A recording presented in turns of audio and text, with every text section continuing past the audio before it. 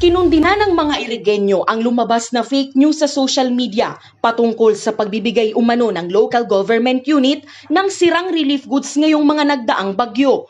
Malayo sa aktwal na itsura ng ipinamimigay na relief goods ng LGU ang litrato sa paninirang post. Katunayan, eco bags at hindi sandbags ang gamit na lalagyan ng lokal na gobyerno bilang pagsunod sa anti-plastic ordinance ng lungsod. Wala ring nakalagay na anumang pangalan, larawan o marka sa lalagyan ng relief goods ng LGU.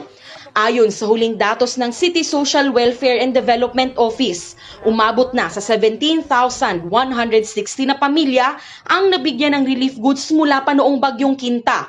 Ang parehong larawan, ginamit din maski sa Catanduanes.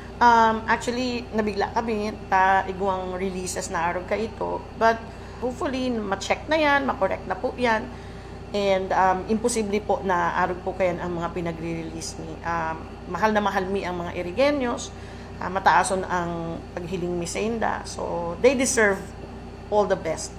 Sa kabila ng mga nararanasang krisis sa panahon ngayon, nagbabala ang LGU na wag agad magpapaniwala sa mga nababasa sa social media, lalo pa kung kaduda-duda at may layong manlinlang at manira ang post online.